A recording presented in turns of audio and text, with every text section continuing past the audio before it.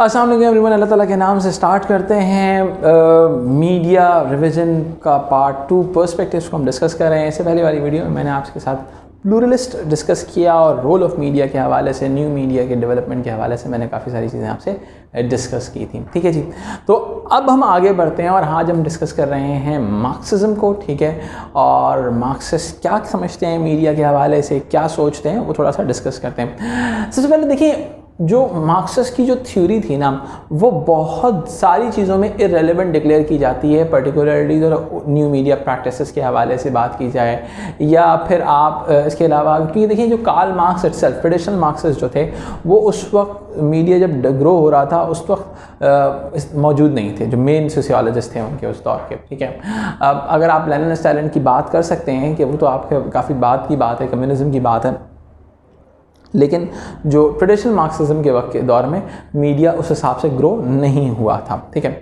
लेकिन उसने बहुत सारी चीज़ों में इंडिकेशन दी थी। एक्चुअल में देखें, हमारे कुछ होते हैं कल्चरल इंस्टीट्यूशन, सही है, जैसे हमारा मीडिया हो गया, रिलीजन हो गया, एजुकेशन हो गया।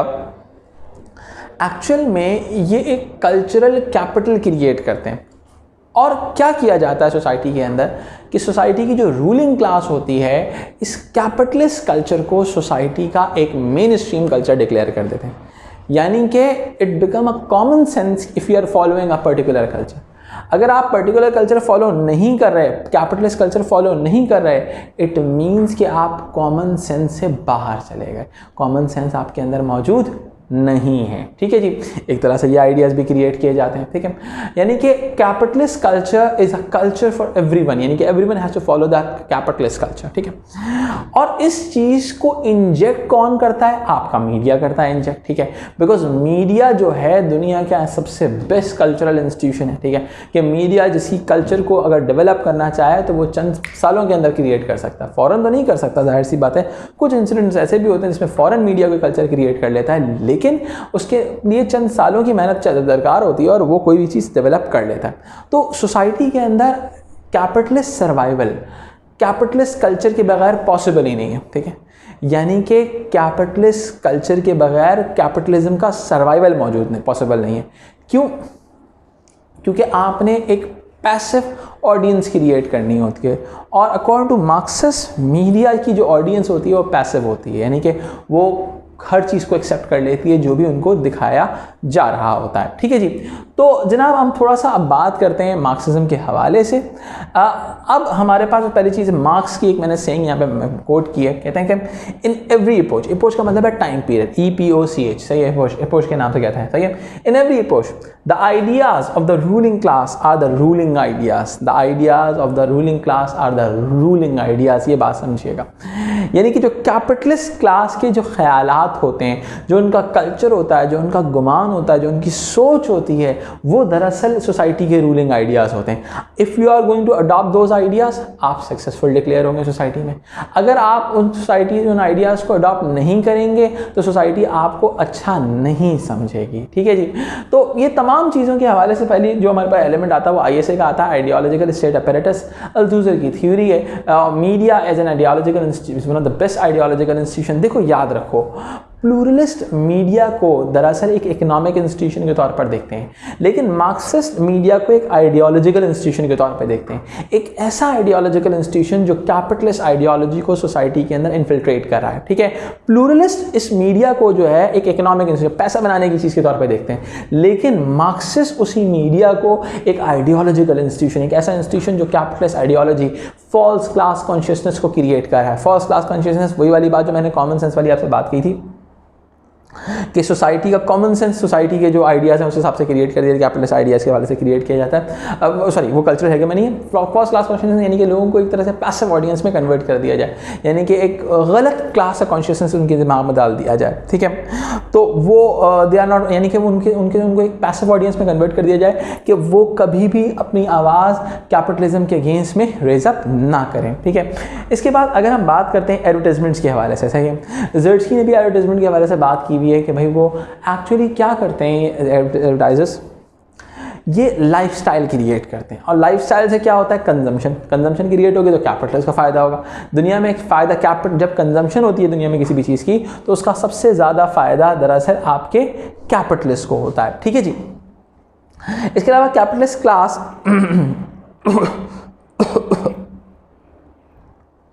कि नॉर्मलाइज द आइडियोलॉजी, यानी कि क्या करते हैं कि भाई वो कैपिटलिस्ट क्लास वैल्यूज़ जो होती हैं, वो सोसाइटी की जो कैपिटलिस्ट क्लास वैल्यूज़ आप कह रहे हैं, कैपिटल क्लास कल्चर कह सकते हैं इसको, नॉर्मलाइज द आइडियोलॉजी, यानी कि अब क्या है, कैपिटलिस्ट क्लास जो होती है वो मीडिया के थ्रू अपनी आइडियोलॉजी को बहुत नॉर्मलाइज कर देती है, एक्सेप्टेबल कर लेती है हर किसी के लिए। ठीक है। इसके अलावा according to Marxist there is a lack of diversity. इस बात को आप अपोज कर सकते हैं, आप न्यू मीडिया के थ्रू इस बात को अपोज कर सकते हैं। ठीक है। आप बोलेंगे देयर आर डाइवर्सिफाइड ओपिनियंस, ये बात भी से अपोज हो जाएगी। एडवर्टाइजमेंट के अंदर क्या है, देयर आर, यानी कि एडवर्टाइजमेंट का मतलब ये होता है कि कैसे आपकी इकॉनमी चलती है, आप ये बात कह सकते हैं। ठीक है। इसके अलावा आप बोलोगे भाई इट्स मोर डिटर्मिनिस्टिक, एक बहुत ही ज़्यादा एब्सोल्यूट डिटर्मिनिस्टिक व्यू है। इसके स्नैप ले लें आप लोग, मैं आगे लेके चलता हूँ। आप जो सबसे बड़ा आर्गुमेंट मार्क्सिज्म के हवाले से आप क्रिएट करोगे वो यही होगा कि भाई मार्क्सिज्म जो है वो दरअसल बहुत ज़्यादा एक डिटर्मिनिस्टिक अप्रोच है, जो एक डिटर्मिनिस्ट मॉडल के हिसाब से, एक एब्सोल्यूट मॉडल के हिसाब से आगे बढ़ रही है। ठीक है। हमारे पास में जो सोशियोलॉजिस्ट आते हैं हम डिस्कस करते हैं। सबसे पहले टुनस्टन एंड पैल्मर की थ्योरी है, कहता है इंक्रीजिंग डीरेगुलेशन। अब देखो मेरी बात सुनो, बहुत सारे थ्योरिस्ट, अगर आप इनका एरा ऑफ वर्किंग देखेंगे तो बहुत आपको रीसेंट नज़र आएगा। ठीक है। तो एक्चुअली नज़र में क्या आया दुनिया को, वो नज़र आया कि जो स्टेट है ना वो भी कैपिटलिस्ट को सपोर्ट कर रही है। ठीक है। और मीडिया तो एक तरह से एक आज़ाद जानवर होता हुआ नजर आ रहा है, बिल्कुल आज़ाद हो गया। डी रेगुलेशन शुरू हो गई हैं, यानी कि दुनिया के अंदर बहुत सारे मीडिया के अंदर डी रेगुलेशन कैंपेन स्टार्ट हैं कि भाई मीडिया को डी रेगुलराइज कर दो। हर मीडिया अपने मर्जी से जो कंटेंट दिखाना चाहे वो दिखा सकता है। ठीक है। Increasing D regulation and regulatory authorities favours by the government, यानी कि जो आपकी रेगुलेशंस हो भी रही हैं वो गवर्नमेंट जो है वो मीडिया अथॉरिटीज़ को सपोर्ट भी करती है। जैसे मैं आपको एग्जांपल देता हूँ, उसकी एग्जांपल है लेविसन इंक्वायरी की। ठीक है। Leveson inquiry actually David Cameron की गवर्नमेंट में हुई थी। वो चीज़ हुआ ये था कि फ़ोन हैकिंग स्कैंडल हुआ था। सही है। न्यूज़ कॉर्पोरेशन के ऊपर ये इल्ज़ाम था कि उसने जो है फ़ोन हैक किया है। ठीक है। बहुत सारे पॉलिटिशियंस का, बहुत सारे पार्लियामेंटेरियंस का। ठीक है। तो और फिर ये हुआ था, लेविसन इंक्वायरी बैठी थी और उसने एक बात डिस्कस करने की गई थी कि भाई क्या ये बात एथिकली सही है, क्या ये चीज़ एथिकली सही है कि इस तरह से फ़ोन हैक किया जा सके। तो उसके अंदर डिफेंड किया था बाकायदा रूपर्ट मर्डॉक और न्यूज़ कॉर्पोरेशन और बहुत सारे मीडिया जाइंट्स ने कि ये एक्शन सही है, भाई हम कुछ भी कर सकते हैं। ठीक है। तो बात दरअसल ये है कि बहुत सारे फिर लेविसन इंक्वायरी का पूरी रिपोर्ट हुई, में एक रेगुलेटरी प्रैक्टिसेस डिफाइन हुई कि इस तरह से ब्रिटेन के अंदर न्यूज़पेपर्स को रेगुलेट किया जाएगा। ठीक है। तो इसके बाद हम करेन की बात करते हैं। करेन believes that the press barons use their newspaper for propaganda with their political views, यानी कि वो न्यूज़ बैरन्स जो होते हैं वो प्रोपेगेंडा के लिए अपने न्यूज़पेपर्स को यूज़ कर रहे होते हैं for the promotion of the particular view points, यानी कि उन व्यू पॉइंट्स को सपोर्ट कर रहे होते हैं। ठीक है। अब मीडिया मैनिपुलेशन की एग्जांपल मैंने आपसे पहले भी डिस्कस की थी। Rupert Murdoch direct the front page of content, यानी कि इसके बहुत सारे एडिटर्स ने इसके ऊपर इल्ज़ाम लगाया है कि बहुत सारे एलिगेशंस हैं इसके ऊपर कि भाई ये फ्रंट पेज का कंटेंट रेगुलेट करता था, वो डायरेक्ट करता था कि भाई ये चीज़ जाएगी और ये चीज़ नहीं जाएगी, यानी कि मीडिया मैनिपुलेट कर रहा है, मीडिया प्रोपेगेंडा कर रहा है। ठीक है। अब क्या है, ट्रेडिशनल मार्क्सिस्ट को लगेगा कि ये प्रोपेगेंडा एक्चुअली आइडियोलॉजिकल बेसिस पर है, यानी कि वो अपनी कैपिटलिस्ट आइडियोलॉजी, अपनी कैपिटलिस्ट ख्यालात को लोगों पे इम्पोज करने के लिए ये डायरेक्शंस दे रहा है रूपर्ट मर्डॉक। ठीक है। लेकिन अगर मैं इसी एक्शन को प्लूरलिस्ट के पॉइंट ऑफ व्यू से देखूं तो दरअसल प्लूरलिस्ट कहेंगे इट्स इकोनॉमिक बेनिफिट, वो इसलिए कर रहा है क्योंकि ये इकोनॉमिक बेनिफिट गेन करने के लिए कर रहा है। ठीक है। इकोनॉमिक, अच्छा उसको लग रहा है, ऐसा भी हो सकता है कि वो ये बात कहें कि वो इसलिए मैनिपुलेट कर रहा है कि उसको लग रहा है कि ऑडियंस डिमांड कुछ और है। ठीक है। यानी कि प्लूरलिस्ट मीडिया को एक इकोनॉमिक इंस्टीट्यूशन के तौर पर देखते हैं, मार्क्सिस्ट उसी मीडिया को एक आइडियोलॉजिकल इंस्टीट्यूशन के तौर पे देखते हैं जो कैपिटलिस्ट क्लास आइडियोलॉजी को प्रमोट कर रहा है, जो फॉल्स क्लास कॉन्शियसनेस को सोसाइटी में इम्पोज करना चाहता है। ठीक है जी। जनाब आगे बढ़ते हैं, इस चीज़ को थोड़ा सा डिस्कस करते हैं। अब हमारे पास जो क्रिटिसिज्म इसमें नज़र आते हैं, हमारे पास जो कोर क्रिटिसिज्म है, owner focus on profit rather than agenda. आप ये बात कह सकते हैं कि भाई प्लूरलिस्ट की बात है, लेकिन आप ये आर्गूमेंट दे सकते हैं। आप स्टेट रेगुलेशंस की बात कर सकते हैं, आप बोल सकते हैं भाई यूके के अंदर ऑफकॉम मौजूद है, पाकिस्तान में पैमरा मौजूद है, सही है, दुनिया में बहुत सारे इंस्टीट्यूशन में स्टेट रेगुलेशन मौजूद है। मीडिया ओनर्स इतने आज़ाद नहीं है कि भाई उनकी जो मर्जी चाहे कैपिटलिस्ट फुल खुला हुआ नहीं है, उसको खुला छोड़ नहीं दिया गया, स्टेट ने उसको रेगुलेट कर सकता है, ठीक है। प्लूरलिज्म का मॉडल आएगा और न्यू मीडिया से आप इसको कर सकते हैं कि भाई new media practices. Actually Marxism का जो सबसे बड़ा, इसकी आप स्नैप ले लें,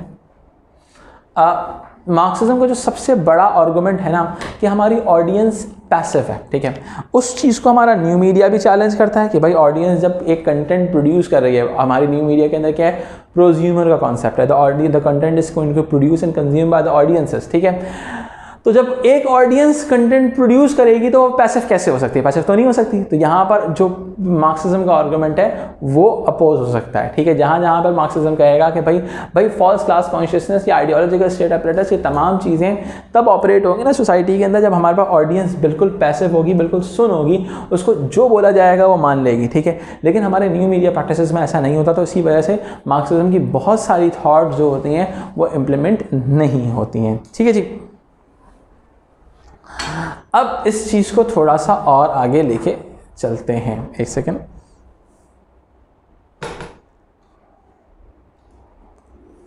अब देखिए मैंने आपसे कहा था ना, एक सेकेंड, ये लाइट गलत आ रही है। अच्छा जी एक सेकेंड, नहीं इसको कुछ आगे पीछे करना है, चलिए मैं कर लूँगा।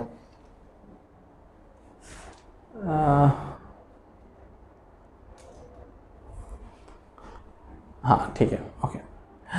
चलिए जी अब बात करते हैं, क्योंकि मैंने कहा आपसे क्या कहा था कि मार्क्सिज्म की ज़्यादा जो है इसमें न्यू मार्क्सिस्ट की थॉट्स बड़ी इंपॉर्टेंट होती हैं, क्योंकि उन्होंने काफ़ी हद तक प्रैक्टिकल लेवल पर देखा है और प्रैक्टिकल लेवल के ऊपर अपने आर्गूमेंट्स दिए हैं, जिसके अंदर हमारे पास जो न्यू मार्क्सिज्म में सबसे बड़ा आर्गूमेंट आता है, that is all about GUMG, Glasgow university media group, ठीक है।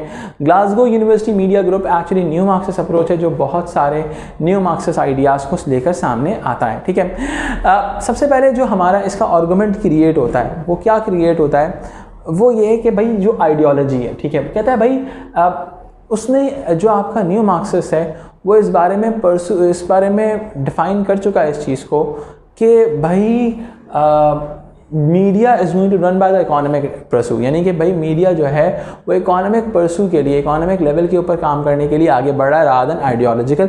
ये एक पॉइंट उसने क्रिएट किया कि भाई उनका, भाई देखो बहुत सिंपल सी बात है, अगर आसान अल्फाज में बताऊं तो उसमें ये आर्गुमेंट आगे आएगा भी कि हमारे मीडिया ओनर्स जो होता है, media owners are not united on the basis of ideology, they are united on the basis of economics, ठीक है। यानी कि वो इकोनॉमिक्स पर्पस के लिए, इन तमाम चीज़ों के लिए एक साथ भी खड़े हो सकते हैं, वो किसी आइडियोलॉजी के लिए एक साथ खड़े नहीं हो सकते, ठीक है जी। तो अच्छा इसमें क्या होता है, इस दूसरा जो पॉइंट इन्होंने दिया सबसे इंपॉर्टेंट, पहले तो आइडियोलॉजी आ गई कि new Marxist ideology is pursue around the economic interest. दूसरी चीज़ क्या है, इन्होंने फोकस किया कल्चरल हेगेमनी की जो बात की जाती है, हेगेमनी का मतलब क्या है। देखें capitalist culture as a common sense, जो कैपिटलिस्ट कल्चर है it is considered as a common sense of the society, यानी सोसाइटी का कॉमन सेंस जो होता है वो कैपिटलिस्ट कल्चर के हिसाब से क्रिएट किया जाता है, यानी कि एक तरह से you are going to gain the consent of the proletariat of the working class, कि वो चूँकि कॉमन सेंस बन गया है तो वो एक तरह से कंसेंट के साथ कैपिटलिस्ट वैल्यूज़ को फॉलो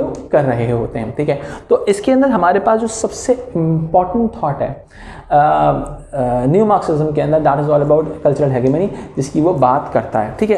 कल्चरल, इस चीज़ को मैं अगर थोड़ा सा और आगे लेके चलूँ आपके साथ, तो हमारे पास क्या आता है इसमें, इकोनॉमिक प्रेशर्स और जर्नलिस्ट की बात करता है कि इकोनॉमिक प्रेशर, यानी कि भाई जर्नलिस्ट के ऊपर इकोनॉमिक प्रेशर है, इकोनॉमिक इशूज़ जो हैं, देखो मेरी बात सुने, न्यू मार्क्सिज्म का ये आर्गुमेंट भी है कि economic issues drive the media content, यानी कि मीडिया कंटेंट को, क्योंकि इकोनॉमिक प्रेशर ऑन जर्नलिस्ट, जब इकोनॉमिक प्रेशर होगा जर्नलिस्ट के ऊपर तो भाई इकोनॉमिक प्रेशर्स जो होंगे, यानी कि इकोनॉमिक रीजंस जो होंगे वो जर्नलिस्ट का कंटेंट क्रिएट करेंगे, ठीक है। इसके बाद हमारे पास आता है एजेंडा सेटिंग, ठीक है।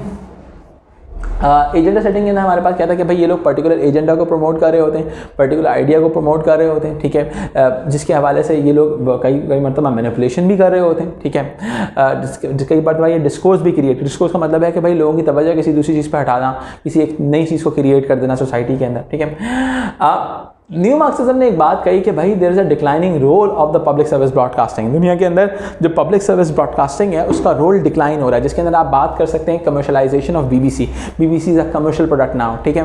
तो जब आप ये चीज़ हो जाएगी तो automatically state run media, state का इन्फ्लुएंस मीडिया के ऊपर से ख़त्म हो जाएगा। भाई ये तो स्टेट रन मीडिया क्या होता है, एक unbias form of the media होता है ना, ठीक है। जब वो unbias form of the media जो है वो ख़त्म हो जाएगा, क्यों ख़त्म हो जाएगा भाई, वो इसलिए ख़त्म हो जाएगा, यानी कि वो तो इसका मतलब तो फिर यही है ना कि जब स्टेट रन खत्म हो जाएगा तो फिर प्राइवेट मीडिया रह जाएगा। जब प्राइवेट रन होगा तो जाहिर सी बात है वो एजेंडा सेटिंग भी करेगा, मैनिपुलेशन भी करेगा, डिस्कोर्स भी करेगा, ये तमाम चीज़ें कर रहा होगा, ठीक है। अब कहता है कि भाई कहता है ये जो कल्चर इंडस्ट्री है, जो मीडिया कंटेंट का जो कल्चर इंडस्ट्री है, इज़ अ बाय प्रोडक्ट, ठीक है। कह रहा है कि जो कल्चर क्रिएट हो रहा है ना सोसाइटी के अंदर, जो कैपिटलिस्ट वैल्यूज़ क्रिएट हो रही हैं, एवरीथिंग, जो फर्स्ट क्लास कॉन्शियसनेस, ये इज़ अ बाय प्रोडक्ट। क्योंकि कहता है कि जब एक कैपिटलिस्ट वैल्यू रखने वाला ओनर और एक कैपिटलिस्ट वैल्यू रखने वाला जर्नलिस्ट एक कंटेंट बनाएगा तो जाहिर सी बात है वो कैपिटलिस्ट कल्चर को ही रिप्रेजेंट करेगी ये चीज़, सही है। तो वो इस चीज़ को यहाँ पर डिफाइन करता है, ठीक है। हमारे पास आगे क्यूरन की थ्योरी आती है, CURRAN, अभी इससे पहले भी हमने पढ़ा है इसको। कहता है कि भाई इनका जो बेसिक मकसद है ना हमारे मीडिया ओनर्स का, वो है प्रॉफिट मैक्सिमाइजेशन, सही है। They just want to maximize their profits, ठीक है। वो अपने प्रॉफिट्स को मैक्सिमाइज करना चाहते हैं, जिसमें रूपर्ट मर्डॉक की सबसे बड़ी एग्जाम्पल है। Owners are not ideologically united, they are united by economics. ये क्यूरन की थ्योरी जो मैंने अभी आपसे डिस्कस की थी कि भाई ये लोग जो है किसी एक आइडियोलॉजी पे साथ नहीं है, बट दे आर ये अपने पैसे के लिए साथ हो जाते हैं, ठीक है जी। शॉर्ट हॉल की थ्योरी आती है, ये भी न्यू मार्क्सिज्म में बड़ी इंपॉर्टेंट रोल है इनका। इन्होंने बहुत सारे रिप्रेजेंटेशन के हवाले से बहुत ज़बरदस्त थ्योरीज दी हैं। इन्होंने कहा कि भाई alternative meanings are made to be seen as unthinkable, यानी कि जो दुनिया के अंदर अल्टरनेट मीनिंग है, जैसे सपोज हमारी कम्युनिस्ट की थॉट है या फिर हमारी जो इक्वालिटी की थॉट्स हैं सोसाइटी में कैपिटलिस्ट वैल्यूज़ के हवाले से, जो चीज़ें कैपिटलिस्ट वैल्यूज़ के हवाले से अल्टरनेट थॉट के तौर पर नज़र आ सकती हैं, सामने आ सकती हैं, उनको अनथिंकेबल बना दिया गया है। अनथिंकेबल बनाने का मतलब क्या है कि उसके बारे में लोग सोचते ही नहीं, हम बोलते हैं कि भाई it is not possible to think about that particular thing, ठीक है। अच्छा, अगर मैं इन चीज़ों की क्रिटिसिज्म्स की बात करूँ तो भाई हमारे पास इन्होंने हमारे जो न्यू मार्क्सिस्ट थे, इन्होंने हमारी जो पावर ऑफ ओनर्स था, ठीक है, पावर ऑफ ओनर को जो है अंडरस्टिमेट किया, ठीक है। न्यू मीडिया चेंजेस को अंडरस्टिमेट किया, बहुत सारी चीज़ें न्यू मीडिया के हवाले से बात नहीं आती। इसके अलावा एक्टिव ऑडियंस के हवाले से, क्योंकि हमारी ऑडियंस एक्टिव है, जो मैंने अभी आपसे मार्क्सिज्म के हवाले से भी आर्गुमेंट डिस्कस किया था, वो तमाम चीज़ें आ सकती हैं, ठीक है। तो देखिए एग्ज़ाम के अंदर अगर सवाल आएगा, देखिए याद रखिएगा, इसमें हमारे पास जो एंडिंग थॉट आएगा ना, वो आपका पोस्ट मॉडर्न या न्यू मीडिया के हवाले से लाजमी होना चाहिए। अगर आप कोई भी पर्सपेक्टिव का सवाल करते हैं जिसके अंदर आप बोलेंगे the new media due to the emergence of the new media, the media content is produced and consumed by the audiences which is also considered as prosumers, ठीक है। आप ये बात लाजमी मेंशन करेंगे उसके अंदर, ठीक है, because this thought is very important, ठीक है। मैं आप लोगों के साथ अलग से पोस्ट मॉडर्न मीडिया के हवाले से भी वीडियो अलग से शेयर करूँगा, जिसके अंदर आप बहुत सारे थॉट्स को समझेंगे, ठीक है। पर्सपेक्टिव के सवाल करने के लिए आई थिंक ये 2 वीडियोज़ अगर आप देख लें तो, और उसके हवाले से इन थ्योरीज़ को ये मेमोराइज़ कर लें तो आप आराम से आंसर अटैम्प्ट कर सकते हैं। अपना ख्याल रखें, फिर मिलते हैं अगली वीडियो में। इसके साथ ही अब्दुल्ला शाह हमीद को दीजिए इजाज़त। अल्लाह हाफ़िज़।